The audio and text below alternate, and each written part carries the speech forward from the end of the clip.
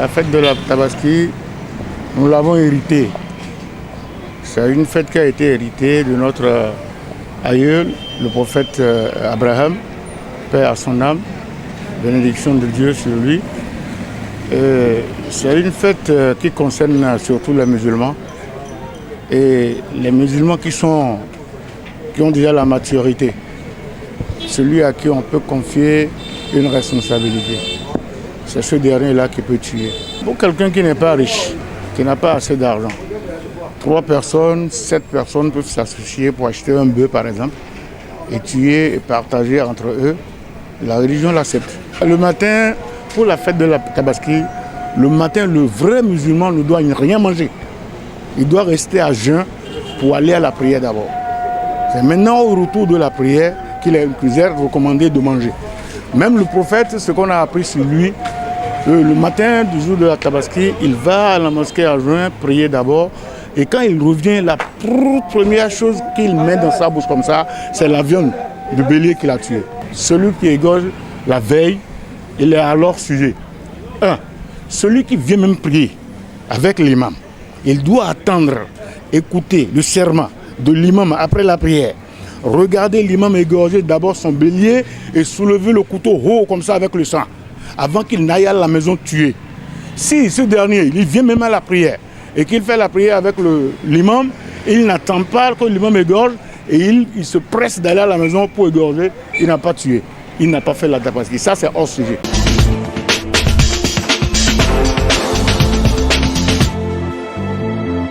Pas d'affluence ici au marché d'Ondo à Porto Novo à 48 heures de la fête de l'Aïd El-Kébir. Les vendeurs déboussolés espèrent un changement d'ici quelques heures.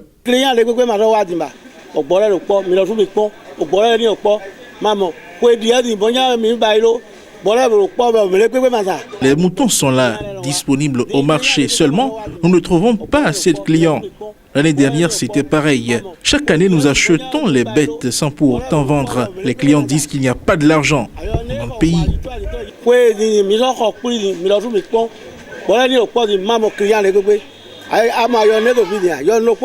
Pour ces vendeurs, les raisons de cette situation sont de divers ordres. Il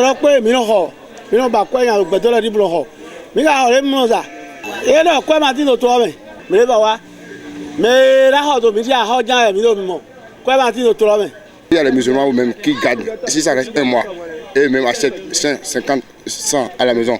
Et après, ça reste 3 jours, 4 jours, et ils restent au bord de la voie en train de vendre. Avec ça en train de détruire le marché. Nous qui sommes dedans.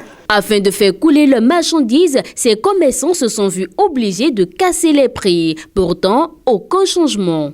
Là, on est obligé de casser les prix pour vendre. Voilà, ici maintenant, il n'y a personne. Il n'y a personne. C'est nous-mêmes, nous les goûts, même il n'y a aucune musulmane qui sont ici.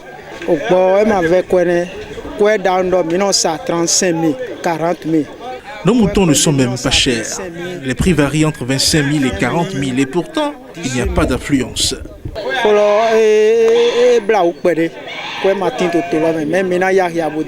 Sachant qu'il ne peut avoir de tabaski sans immolation de bêtes, les vendeurs restent confiants.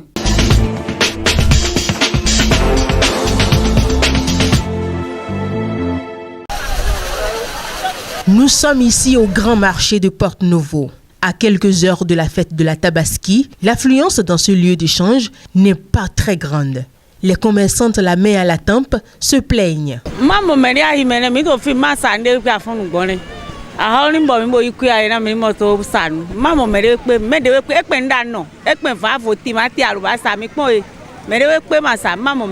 Nous sommes ici depuis le matin, mais personne ne sort.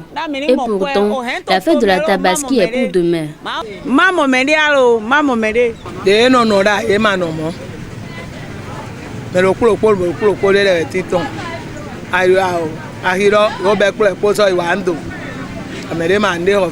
Les clients viennent à compte-gouttes. L'affluence cette année n'est pas comparable à celle de l'année dernière.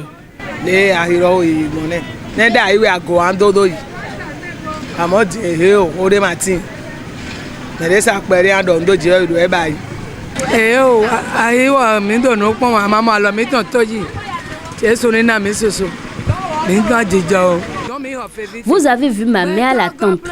Je suis là juste pour regarder mes passants. Les clients n'affluent pas cette année.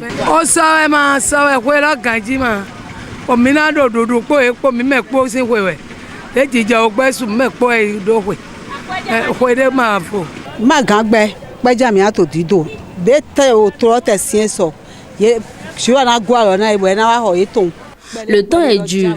Personne ne sort pour les emplettes au marché. Mais nous gardons quand même espoir et prions pour les musulmans.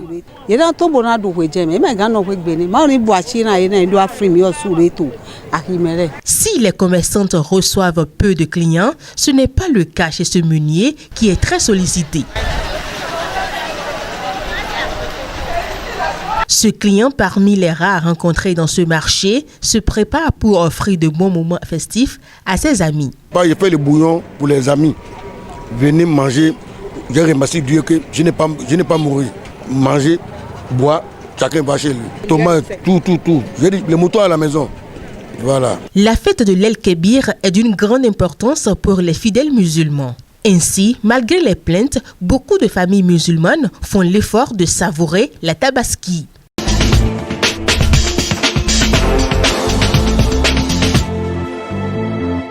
Toujours pas d'affluence ici au marché de bétail d'Agboko, à Porte-Novo, à moins de 24 heures de la Tabaski. Les quelques rares clients qui viennent dans ce marché rebroussent chemin après avoir pris connaissance des prix. C'est le cas de cet acheteur.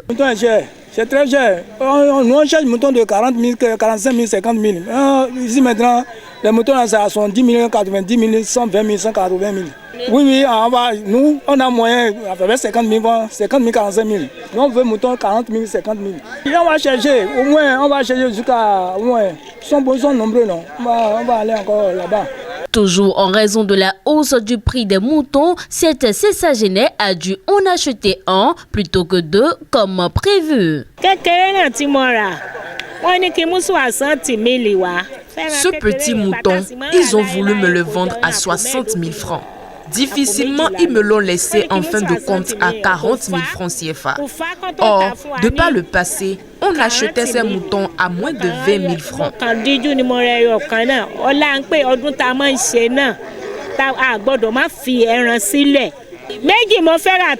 J'avais fait le programme de prendre 2 moutons, mais compte tenu du prix, j'étais obligée d'en prendre un, vu l'importance de la fête. Comparativement à l'année précédente, les vendeurs enregistrent de grosses pertes cette année et les raisons sont multiples. Rien ne marche pas, on a des dettes au cours. Tout le monde, les gens ne viennent pas à Porto-Novo pour payer des moutons. Ils vont ailleurs pour payer des moutons. Donc nous, on est dans le galet ici. Et les gens quittent à Porto-Novo pour aller payer des moutons à Cotonou parce qu'ils disent que ici, c'est pas abordable, là-bas c'est abordable. Et au fond, là-bas, c'est pire. Donc nous, on ne comprend pas. À partir de 100 000, 55 000, 35 000, 40 000. Le petit prix, c'est 45 000.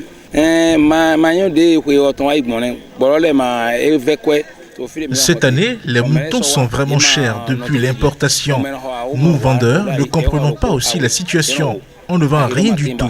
Nous ne faisons qu'enchaîner les dettes.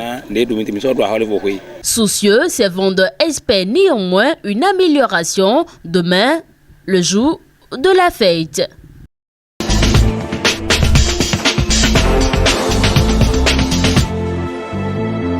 Patrice Talon et son homologue du Nigeria ont une vision commune de consolidation des liens entre le Bénin et le Nigeria. Le duo présidentiel s'est entretenu à l'issue du sommet sur le nouveau pacte mondial de financement à Paris. Une occasion choisie par Patrice Talon et Bola Tinubu pour manifester leur volonté d'améliorer les relations entre les deux pays, surtout l'importance de l'Afrique dans la politique étrangère du Nigeria.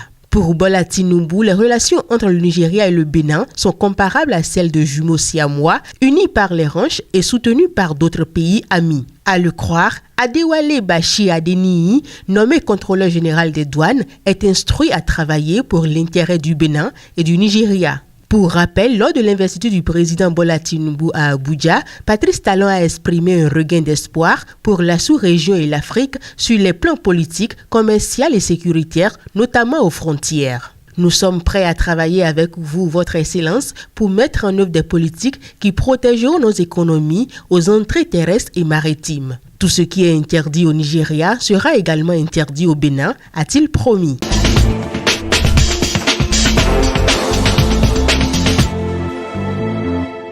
La police républicaine est aux trousses de 2 individus qui se font passer pour des policiers dans le but de dépouiller les pauvres populations.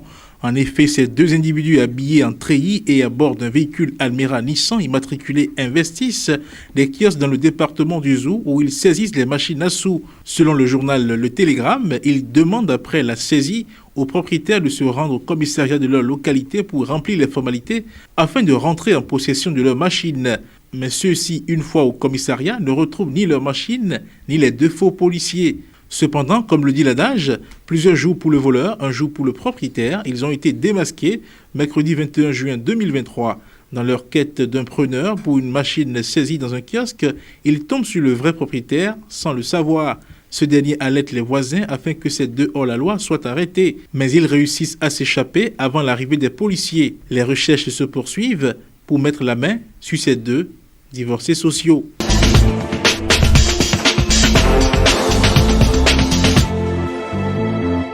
Un homme de 60 ans a été condamné à 10 ans de prison par la Triette lors d'un procès à huis clos. Selon les informations de Libre Express, l'homme condamné est accusé d'avoir violé sa cousine depuis l'âge de 9 ans. La fillette lui a été confiée par son frère depuis 3 ans dans la commune de Soava. Mais le mis en cause a commencé à exercer des injonctions sexuelles sur la fillette depuis 9 ans. Le poteau rose a été découvert à 14 ans lorsque la fillette a commencé par se plaindre de douleurs abdominales. Et les examens ont révélé que la fillette a subi un avortement. Interrogée, la victime a dénoncé son cousin tuteur de 60 ans comme auteur de sa grossesse et de son avortement. À la barre, l'accusé n'a pas nié les faits et a plaidé la clémence de la cour. Il a été condamné à 10 ans de réclusion criminelle pour viol sur mineur.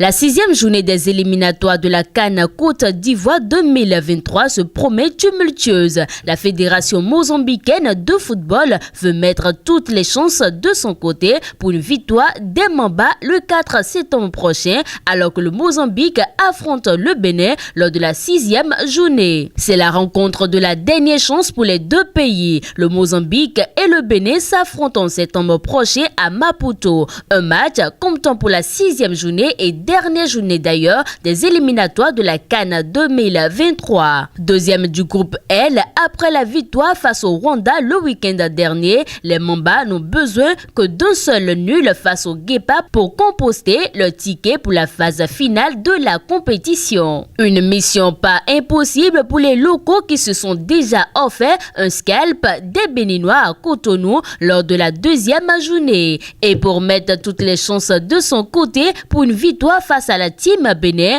la fédération mozambicaine de football se prépare un plan dantesque pour pousser les siens. Interrogé alors sur cette rencontre décisive face au Mozambique, le sélectionneur du Bénin, Gernot Rohr, a assuré que les Guépards ont les armes qu'il faut pour venir à bout des Mamba. Maputo va être un bon challenge. On va là-bas pour gagner parce que c'est la seule chance pour se qualifier à la CAN 2023, a lancé le technicien franco-allemand Gernot Rohr. On finit avec la Coupe du Monde des clubs. Le Conseil de la FIFA a annoncé ce vendredi 23 juin 2023 que les États-Unis accueilleront la Coupe du Monde des clubs sous sa nouvelle formule en 2025.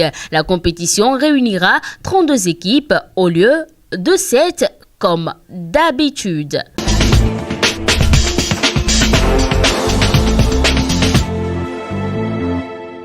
L'équipe de reconnaissance BBC, connue sous le nom des Rouges et Blancs, a décroché la médaille de bronze lors de la petite finale de la Ligue professionnelle du Bénin, dans une confrontation contre l'équipe de Real Sport de Parakou qui s'est déroulée le samedi 24 juin 2023 à l'Institut régional de santé publique d'Ouida. Le club de Cotonou a triomphé avec un score final de 61 à 83. Toujours dans cette page des sports, l'Open de Niamey de judo senior qui s'est déroulé du 22 au 26 juin 2023 dans la capitale du Niger a rassemblé des judokas de haut niveau venus des 4 coins de l'Afrique et du monde entier. Au milieu de cette compétition intense, deux judokas béninois, Celtus Dosouyovo et Valentin Winator, ont réussi à se démarquer en décrochant chacun une médaille de bronze dans leurs catégories respectives. Cependant, l'absence de la sélection locale à l'Open de Niamey et à d'autres compétitions internationales comme celle d'Abidjan est due aux ennuis pécuniaires rencontrés par la Fédération béninoise de judo. Face à ces difficultés, la FBJ a décidé d'envoyer 2 judokas internationaux pour représenter dignement le Bénin. Malheureusement, les ressources limitées de la FBJ ont empêché la participation de la sélection nationale locale qui aurait pu porter haut les couleurs du Bénin lors de ces compétitions.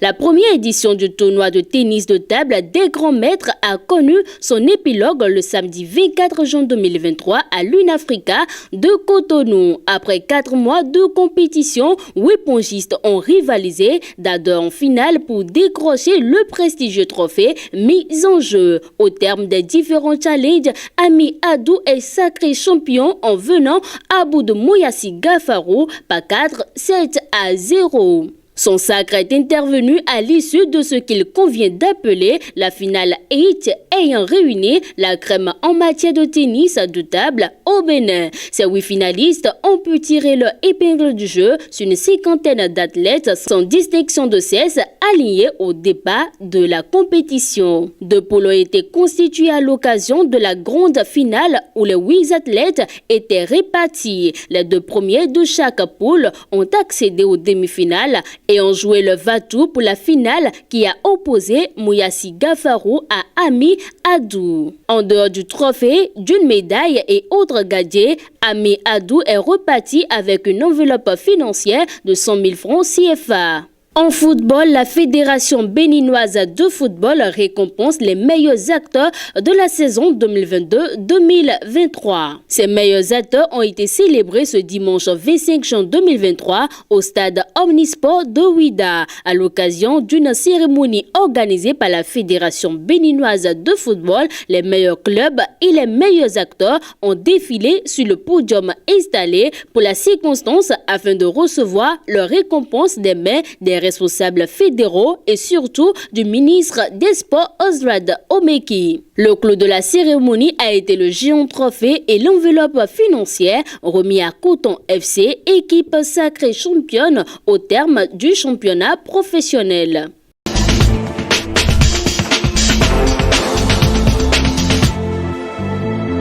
Pour démarrer le mercredi 12 juillet 2023, cette compétition organisée par la Fédération béninoise de handball réunira 6 équipes féminines et 9 équipes masculines. Dans le cadre des préparatifs, une réunion s'est tenue le vendredi 23 juin 2023 au siège de l'instance entre la Ligue et les clubs professionnels engagés, présidée par Maître Clarisse Mouzali Mbedji. Un championnat prometteur avec une formule en 3 phases. Le championnat professionnel de handball au Bénin adoptera un format en 3 phases selon les informations dévoilées lors de la réunion. Pour les équipes féminines, la première phase consistera en 2 matchs de National 1 entre les 6 équipes participantes, à savoir Flowes, Aspac, Adidja, Asso Model, Flambeau et Baobab. À l'issue de cette phase, 5 équipes seront qualifiées pour la finale.